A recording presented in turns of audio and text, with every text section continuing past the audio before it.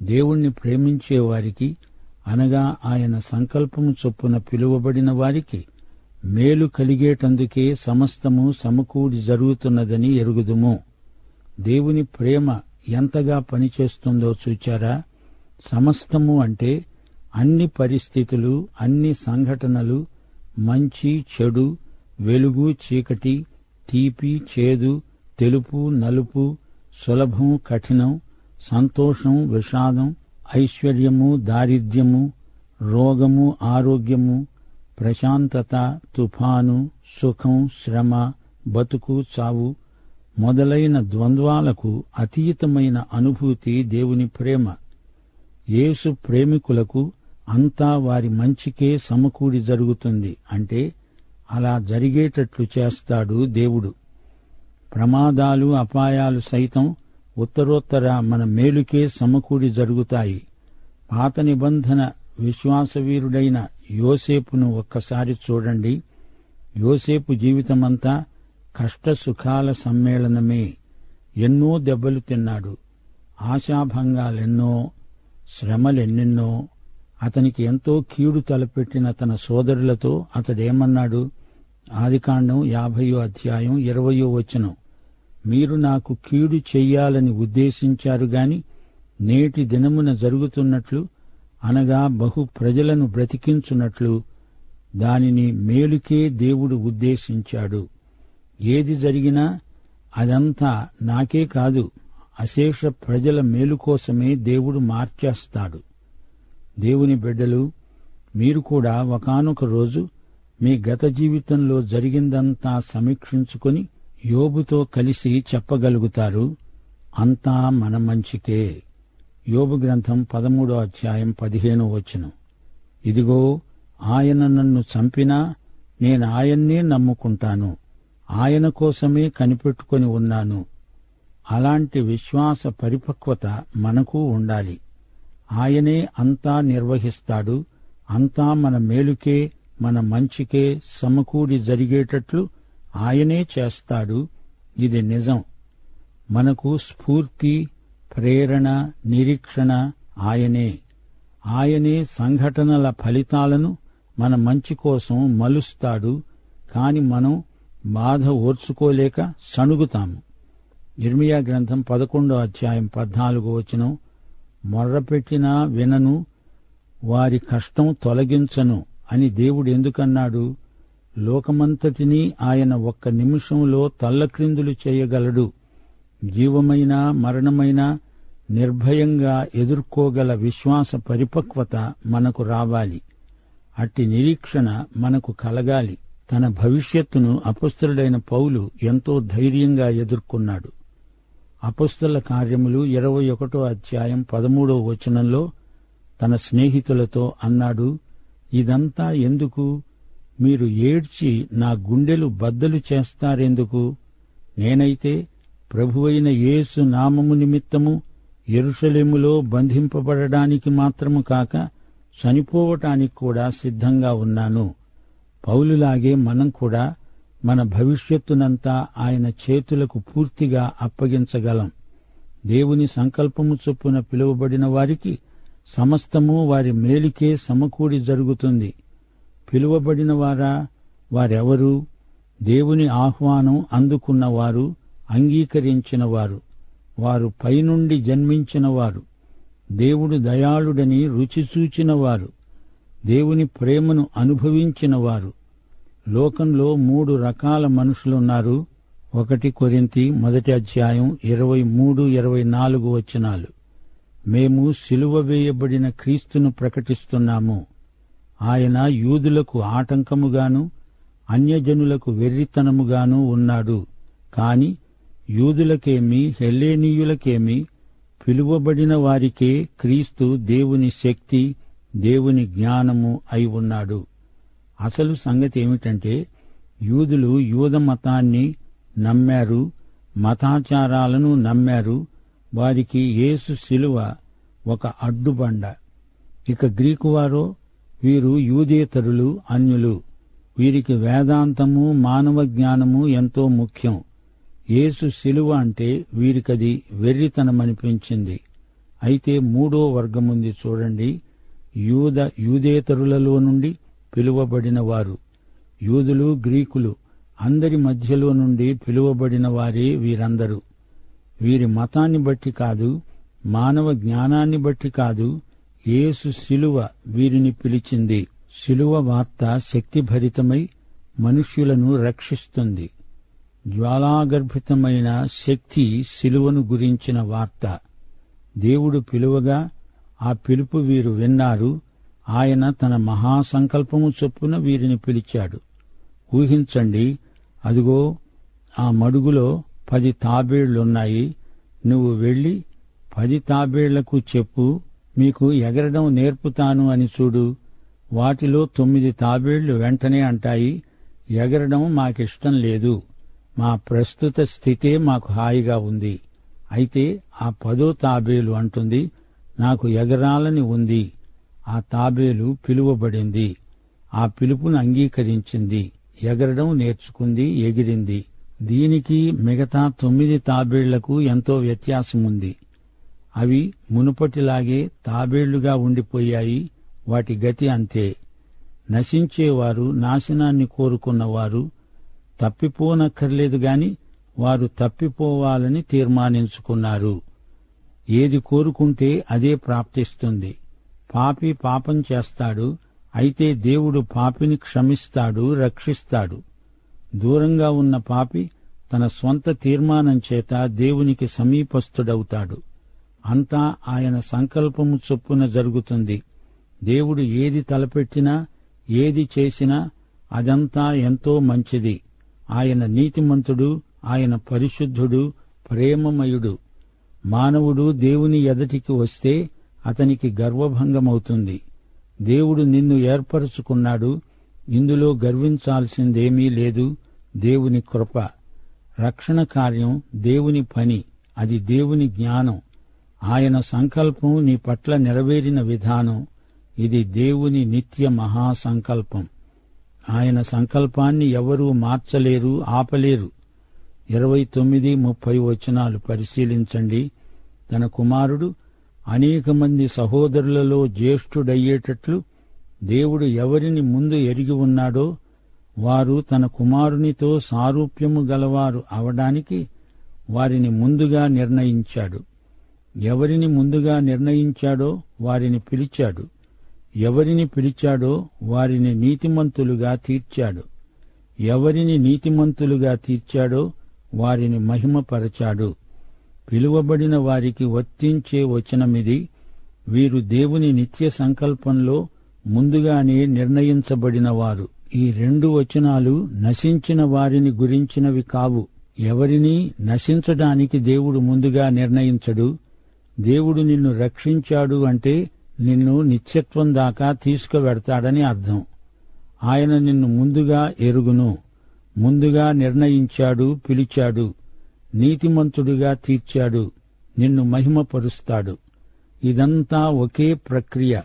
ఇది ఇలానే కొనసాగుతుంది. ఇది పవిత్రీకరణ ప్రక్రియ. విశ్వాసి యొక్క వ్యక్తిగత జీవితంలో, హృదయాంతరంగంలో దేవుడు కొనసాగించే పరిశుద్ధ ఉద్యమమిది. ఇది దేవుని అనాది సంకల్పం. ఆయన గొర్రెలకు మంచి కాపరి, ప్రధాన కాపరి. ఆరంభంలో 100 గొర్రెలున్నాయి. చిట్ట చివరి వరకు 100 ఉంటాయి.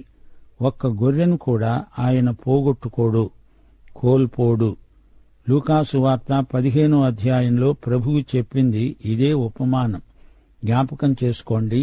మంచి కాపరి అంటే యేసు ప్రభువే. అందులో ఒక గొర్రె ఉంది. ఉండి ఉండి కనపడకుండా ఎటో పోయింది. ఒక్కటే గదా, పోతే పోయిందిలే, 99 గొర్రెలు నాకున్నాయి గదా అని మంచి కాపరి సరిపుచ్చుకోలేదు. 100 గొర్రెలను నీతిమంతులుగా తీర్చాడు. అంటే అవి మహిమలో ప్రవేశించే వరకు వాటిని విడువడు, ఎడబాయడు. చిట్ట చివరి గొర్రెదాకా లెక్కపెట్టి మొత్తం 100 ఉండేటట్లు చూస్తాడు. ముందు నిర్ణయం అంటే ఇదే. ఆరంభంలో పిలిచినప్పుడు 100 గొర్రెలు, అయితే మహిమలో ప్రవేశించేటప్పుడు కూడా ఆ 100 ఒక్కటి తక్కువ కాకుండా ఉంటాయి. క్రీస్తును నమ్మిన వారిని ఆయన విడువడు, ఎడబాయడు. పాత నిబంధనలోని అబ్రాహాము, ఇస్సాకు, యాకోబు, యోసేపులను ఈ వచనంలోకి తెచ్చిపెట్టి చూడండి. అబ్రాహామును ఆయన ముందుగా ఎరుగును, ఇస్సాకును పిలిచాడు, యాకోబును నీతిమంతునిగా తీర్చాడు, యోసేపును మహిమపరిచాడు. ఎంత ఆశ్చర్యం! 31వ వచనం, దేవుడు మన పక్షమున ఉండగా మనకు విరోధి ఎవడు? ఇట్లుండగా ఏమంటాం అనేది ఏదీ లేదు. మనకు విరోధి ఎవడు? దేవుడైతే మన పక్షాన ఉన్నాడు. దేవుని సన్నిధికి వచ్చి నా మీద నేరం మోపేవాడెవడో ఇటు రమ్మను అంటూ పౌలు సవాలు చేస్తున్నాడు. తన స్వకీయ కుమారుణ్ణి మనకు అనుగ్రహించడానికి వెనుకదీయక మన అందరి కొరకు ఆయనను అప్పగించినవాడు ఆయనతో పాటు సమస్తమును మనకు ఎందుకు అనుగ్రహించడు? దేవుడు తన అద్వితీయ కుమారుణ్ణి ఇవ్వాల్సి వచ్చినప్పుడు ఆయన పస్తాయించలేదు, వెనుక తీయలేదు, ఇచ్చేశాడు. అబ్రహాము తన కుమారుణ్ణి బలి ఇవ్వబోతుంటే అబ్రహామా ఆగు అన్నాడు గాని దేవుడు తన స్వంత కుమారుణ్ణి మనకు శిలువ బలియాగంగా ఇచ్చినప్పుడు ఎవరూ ఆపలేరు. తన కుమారుణ్ణి మన కోసం బలి ఇచ్చాడు. తన సొంత కుమారుణ్ణి ఇచ్చినప్పుడు ఆయనతో పాటు ఆయనదంతా మనకు ఇచ్చివేశాడు. గొర్రె తెలివి తక్కువ జంతువు. గొర్రె క్షేమంగా ఉన్నదంటే కాపరిని బట్టే. యేసు నీకివ్వబడినప్పుడు ఆయనతో పాటు ఆయనకున్న మహిమైశ్వర్యమంతా నీదే అవుతుంది. దేవుని చేత ఏర్పరచబడిన వారి మీద నేరము మోపేవాడెవడు? నీతిమంతులుగా తీర్చేవాడు దేవుడే.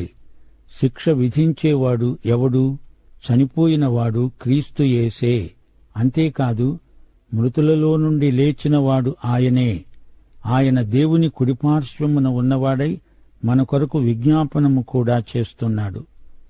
దేవుడు ఏర్పరచుకున్నవారు ఎలాంటివారు? నీతిమంతులుగా తీర్చబడిన పాపులు. దేవుడు వీరిని తన సింహాసనమెక్కిస్తున్నాడు. సిలువ వేయబడి మృత్యుంజయుడుగా లేచిన యేసు మనకు విధించబడిన శిక్ష మనకు తొలగిపోయింది. క్రీస్తు మన కోసం ఏమి చేశాడు? ఆయన మన కోసం చనిపోయాడు. మన అక్రమములకు గాను ఆయన అప్పగించబడ్డాడు. ఆయన మృతులలో నుండి లేచాడు. లేచి మనల్ని నీతిమంతులుగా తీర్చాడు. ఆయన ఇప్పుడు దేవుని కుడిపార్శ్వమున ఉన్నాడు. ఆయన సజీవుడు. ఆయన మన కోసం విజ్ఞాపన చేస్తున్నాడు. యేసు మన పక్షాన విజ్ఞాపన మానలేదు. అందుచేత మన మీద నేరం మోపడానికి ఎవరికీ అధికారం లేదు. 35వ వచనం, క్రీస్తు ప్రేమ నుండి మనలను ఎడబాపేవాడెవడు? శ్రమైనా, బాధైనా, హింస అయినా, కరువైనా, వస్త్రహీనత అయినా, ఉపద్రవమైనా, ఖడ్గమైనా మనల్ని ఎడబాపుతుందా? ఇందును గూర్చి రాయబడినదేమనగా, నిన్ను బట్టి దినమెల్లా మేము వధింపబడిన వారము, వధకు సిద్ధమైన గొర్రెలమని ఎంచబడిన వారము. అయినా మనలను ప్రేమించిన వాని ద్వారా మనము వీటన్నిటిలో అత్యధిక విజయము పొందుతున్నాము. శ్రోతలు వింటున్నారా? మనకు మన యేసుకు మధ్య ఉన్న ఈ ప్రేమ సంబంధాన్ని ఎవరూ తెగదింపులు చెయ్యలేరు. ఏదీ ఎడబాపజాలదు. బాధలేమైనా రాని, శ్రమలెన్నైనా కలగని, యేసు ప్రేమ నుండి మనలను ఎడబాపే శక్తి ఏదీ లేదు. ఎడబాటు అనేది ఉండదు. ప్రభుత్వము విశ్వాసులను శ్రమలకు గురిచేసిన సందర్భాలున్నాయి. నీ గురించి దుష్ప్రచారాలు ఎన్నైనా సైతాను చేయగలడు. అయినా యేసుకు నీకు ఉన్న ప్రేమ సంబంధం విడదీయరానిది. కరువు, వస్త్రహీనత, ఖడ్గం ఇవేమీ యేసుకు నాకు ఉన్న ప్రేమను తొలగించజాలవు, ఎడబాటు కలిగించనేరవు. ఇదంతా పౌలు యొక్క స్వానుభవం. 44వ కీర్తన 22వ వచనం నుండి పౌలు ఉటంకిస్తున్నాడు. నిన్ను బట్టి దినమెల్లా మేము వధించబడుతున్నాము, వధకు సిద్ధమైన గొర్రెలమని మేము ఎంచబడుతున్నాము. మనమిప్పుడు కృపాయుగంలో జీవిస్తున్నాము. ఇది కృపాకాలం. అయినా మనకు ఈ లోకంలో శ్రమలు తప్పవు. సైతాను దేవుని బిడ్డలకు వ్యతిరేకంగా ఎన్నెన్నో వ్యూహాలు పన్నుతున్నాడు. సంఘ చరిత్ర ఈ సత్యాన్ని సమర్థిస్తుంది, రుజువు చేస్తుంది. ప్రియ విశ్వాసీ, నీవు ఈ రోజున దేవుని పక్షాన సత్యం కోసం నిలవబడితే నీకు శ్రమలు, బాధలు, హింసలు, కడగండ్లు తప్పవు. ఇది గొర్రెల వధ. ఈ సైతానీయ లోకం దేవుని గొర్రెల వధశాల కబేళ. ఈ లోకంలో దేవుని బిడ్డలకు ఎక్కడో ఒకచోట కష్టాలు ప్రాప్తిస్తూనే ఉన్నాయి. వార్తలు వింటున్నాము. ఇంతా జరిగినా దేవుని ప్రేమ నుండి ఏదీ మనల్ని విడదీయలేదు. ఇది నిజం. మనకు వీటన్నిటిలో అత్యధిక విజయం. ఇదేమిటి? వధకు తేబడిన గొర్రెకు అత్యధిక విజయమా? అదెలా సాధ్యం? క్రైస్తవ విశ్వాసమంటే ఇదే. మనం వధించబడుతున్నా విజేతలమే. మహావిజేత మనకున్నాడు గనుక మనము విజేతలం. మన ప్రభువు తన విజయం మనకిస్తాడు. మనలను ఓడిపోనివ్వడు. విజయం క్రీస్తుదే. దాన్ని మనం పంచుకుంటున్నాము. యేసు జీవం అనగా యేసు రక్తం మనకుంది. యేసు రక్తమే జయం. మరణమైనా, జీవమైనా, దేవదూతలైనా, ప్రధానులైనా, ఉన్నవి అయినా, రాబోయేవి అయినా, అధికారులైనా, ఎత్తైనా, లోతైనా, సృష్టించబడిన మరేదైనా మన ప్రభువైన క్రీస్తు యేసునందలి దేవుని ప్రేమ నుండి మనలను ఎడబాపనేరవని రూఢిగా నమ్ముతున్నాను. ఇది నా విశ్వాస ప్రమాణం అంటున్నాడు పౌలు. రూఢిగా నమ్ముతున్నాను. ఇది ఎంతో బలమైన, స్థిరమైన విశ్వాస ప్రమాణం. మరణం ఏమి చేయగలదు? అది మనల్ని ఆయన సన్నిధిలోకి తీసుకెళ్తుంది. ఆదిమ సంఘపు దినాలలో హతసాక్షుల వైఖరి ఎలా ఉండేదనుకుంటున్నారు? ఓ మరణమా, నీకు కృతజ్ఞుణ్ణి. నేరుగా నన్ను ప్రభువు సన్నిధిలో హాజరుపరుస్తున్నావు. మరణం మనకు హాని చేయజాలదు. ఆ మాటకొస్తే బతికుంటేనే మనకు శ్రమలెక్కువ. ఈ జీవితంలో ఎన్నో శోధనలు, దెబ్బలు, ఆశాభంగాలు, అనిశ్చిత పరిస్థితులు, ఉపద్రవాలు. మరణం వీటి నుండి విడుదల, మహిమ ప్రవేశం. ఇదే క్రీస్తు యేసునందలి దేవుని ప్రేమ. పడిపోయిన దేవుని దూతలే సైతాను దూతలు. వీరు కూడా మనల్నేమీ చెయ్యలేరు. ప్రధానులు, అధికారులు వీరెవరు? విశ్వాసులకు వీరు ఆధ్యాత్మిక శత్రువులు. ఎఫెసీ పత్రిక 6వ అధ్యాయం 12వ వచనం ఇదే అంశాన్ని ప్రస్తావిస్తోంది. మనము పోరాడేది శరీరులతో కాదుగాని ప్రధానులతో, అధికారులతో, ప్రస్తుత అంధకార సంబంధులైన లోకనాథులతో, ఆకాశమండలమందున్న దురాత్మల సమూహముతో పోరాడుతున్నాము. ప్రస్తుత పరిస్థితులు కాని, భవిష్యత్తులో జరగబోయేవి కాని, ఎత్తు అనగా అంతరిక్షం కాని, లోతు అనగా సముద్ర గర్భం కాని ఏదీ మనల్ని ప్రభువు నుండి వేరు చెయ్యలేదు. సృష్టించబడినది ఏదైనా మనల్నేమీ చెయ్యలేదు. గెలుపు క్రీస్తునందు మనదే. క్రీస్తునందు కేంద్రీకరించబడిన దేవుని ప్రేమ ఇది. క్రీస్తు కేంద్రిత ప్రేమ. ప్రియ విశ్వాసీ, రక్షణ అంటే ప్రేమ కథ. ఆయనే మొదట మనలను ప్రేమించాడు గనుక మనము ఆయనను ప్రేమించగలుగుతున్నాము. శాశ్వతమైన ప్రేమ. రోమాపత్రిక 8వ అధ్యాయం ప్రారంభంలో క్రీస్తునందు మనకు ఏ శిక్షావిధి లేదు, ముగింపులో ఎడబాటు లేదు, మధ్యలో సమస్తము మన మేలుకే సమకూడి జరుగుతాయి. ఈ అధ్యాయం ప్రేమలేఖ అధ్యయనమే. ప్రియ విశ్వాసీ, 8వ అధ్యాయంలోని పరిశుద్ధాత్మను గుర్తించండి. పరిశుద్ధాత్మ మన ఆత్మతో కూడా మనము దేవుని పిల్లలమని సాక్ష్యమిస్తున్నాడు. స్వాతంత్ర్యమిచ్చే ఆత్మ నియమం ఈ అధ్యాయంలో ప్రతిపాదించబడింది. పాఠం సమాప్తం. ప్రభువైన యేసుక్రీస్తు వారి కృప, తండ్రి అయిన దేవుని ప్రేమ, పరిశుద్ధాత్మ యొక్క అన్యోన్య సహవాసము మనకు నిత్యత్వము పర్యంతము తోడై ఉండునుగాక. ఆమేన్.